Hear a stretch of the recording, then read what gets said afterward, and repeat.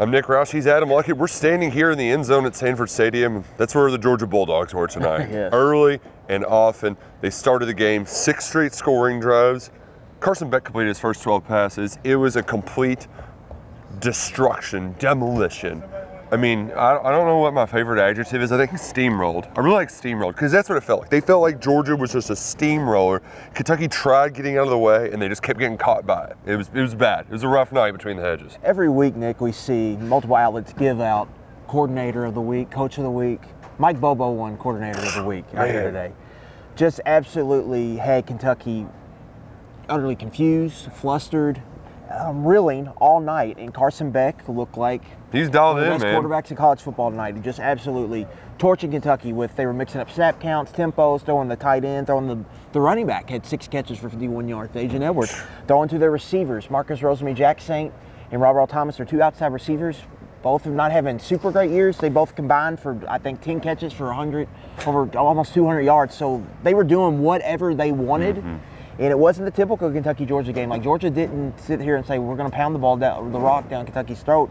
They came out and threw all over Kentucky. And defensively, they just could not even allow Kentucky to be in this game. There's a lot of offensive issues that we're going to touch on, but Kentucky's offense was really never in the game because they just couldn't get any stops. No. You had the first stop, Deion Walker swats it down a pass, and oh wait, but then he's going to just truck stick somebody. 15-yard penalty. They moved the sticks, 95-yard touchdown drive. He was making mistakes. Jagger Burton had 2 costly mistakes. He had a holding penalty, served as a drive killer. Yep. He also had another late hit that was a drive killer. The holding penalty, though, Kentucky, I'm at the point now, Luckett, where I've accepted that Kentucky they're going to make stupid mistakes offensively. Like, that's who they are. But what they can't do is have opportunities to overcome those mistakes, and Devin Leary just misses Tavion Robinson wide open. I mean, I just don't know. He hasn't completed over 55% of his passes in SEC play. It's gotten worse every week. Obviously, Georgia's better, Luckett. You're probably going to get hit by this at some point. Oh, sweet. Well, yeah, bring on the sprinklers. But, like, what's – oh, gosh, we are going to get hit. Devin Leary's got to hit open guys. Dudes are wide open. I don't understand it. 36% tonight. He's gotten worse every single week. And Luckett, I'm starting to worry that there's something long-term where he's just not going to be the same. Do we think it's mental? I don't know. But Mark Stoops, he never goes over and talks to the quarterbacks during the game. He had to come talk to his quarterback tonight because he was missing the layups again. Now, he's at 45%, I think, in 3 SEC games, 5.4 yards per attempt, and he's missing throws all of the time. He's not playing like a guy with a lot of confidence right now. No. So what's going on? The ball is coming out with velocity, and he's throwing it. He's ripping the football. Right. But he's missing throws that he should make. My biggest issue with the offense is he's missing throws, but they're not. Where are the layups? Yeah. It's not like layups unless it's a screen to Ray Davis, who again had a really good game, I thought. Yeah, 95 total yards. Kentucky actually ran the ball early in the game. Like, they were doing some good things on the ground, but they had to abandon the run game because they were so far behind. I mean, the defense is the story of the night, especially the pass defense. Yeah. But the more long-term concerning thing is just the pass offense. Why is it like this? Why are they this inefficient and this bad passing the football? And that's the biggest concern, I think, moving forward. But it was an all-systems failure. Oh, yeah. From top down. Kentucky, I mean, they got out-coached, they got outplayed, they got out everything. We could go with the recruiting thing. The recruiting showed up, too, here tonight. But you're playing a team that was 37-1, I think, Nick, over their last 38 games. The only team to beat them was Alabama, and they beat them like a month later. Right. So this is what Georgia does in the regular season. But it is, I mean, it's a kick in the gut to have another big moment like this and to come out and play like that. It feels like it happens a lot, so that was disappointing. Yeah, and this happened last year in that Tennessee game, right? We all remember it, top 5 matchup. They're doing the blackout, and Tennessee just completely steamrolls Kentucky. The game's never even close. You don't want to have the same story. And Stoops, he admitted it after the game. That was his day one message to this team. It was, we have to be better at handling adversity. I did not have a team that was prepared to handle adversity this year. Well, we're going to see it. We have to be better at responding to adversity. Last year, after that Tennessee loss, they went 2-3. They lost to Vanderbilt, lost the bowl game, right? Like, it got hairy. Things can get hairy if you let this snowball, right? You've got a lot of guys banged up. Jalen Geiger got injured. Trevin Wallace banged up.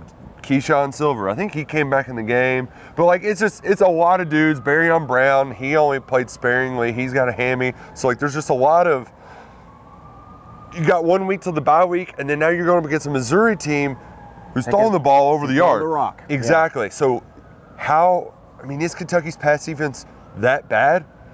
They've been able to disguise it to this point with pressure and creating turnovers. But it might get a little leak. The dam might explode, and Georgia just might have done it with Carson Beck. Yeah, and we're also going to have to figure out what was the problem tonight. Was it the corners or was it the safeties? Right. Was it alignment or was it just getting beat downfield? Like, what was the problem tonight? And that's something we're going to have to figure out. I don't think they're as bad as they've shown tonight, but let's go back to preseason expectations. That cornerback room was a big concern in the year, just from an experience level. Safety play was supposed to be a strength of this defense. It has not been that. No, it is not. That has been a disappointing group to this point in the season. They're going to have to play better, and they're going to have to face a quarterback in Brady Cook who is throwing the ball all over the yard, and maybe the best wide receiver in college football next week, and Luther Burden III, a five-star recruit, sophomore, just had the monster year and had the breakthrough like we thought maybe Dane Key or Barryon Brown might have this year, and it really hasn't came. We did get – feels like we saw some Dane Key that we were expecting all season. That was a great development, one of the few great developments of the night. The ass kicker got back to kicking ass. He got into the end zone, Josh Caddis. And Ray Davis, he's the first Wildcat to ever score in his first 6 games. So there's a little bit there, just a little sprinkle. Yeah, you need Leary to play better, and then the defense. Did they get exposed? We're going to find out. 2021, Nick, it was similar to this, where they could not stop Georgia passing the ball in the next 2 games. They just got lit up like a Christmas tree. Will Rogers had a career day, and Hendon Hooker threw it all over the yard in Kroger Field. Does that happen now? Because they've got some pass offenses coming up on the schedule. You can't let that season, this loss turn into 3 consecutive losses. Which very well could here again, too. It could happen here. You got 2 home games coming up, but you're going to get tested in a big way against a team that can really challenge what now looks like a pretty big flaw for Kentucky on defense. Yeah, and I remember the other thing we said before the season, too. It was, this team's going to go wherever Devin Leary takes them. And right now, he's not really taking them anywhere. He needs to be better. There's just no getting around it. Yeah, like he's just got to be better.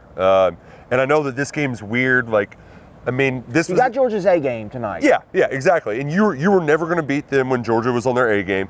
Maybe you had an A- and they had like a B- or something, and maybe you had a shot.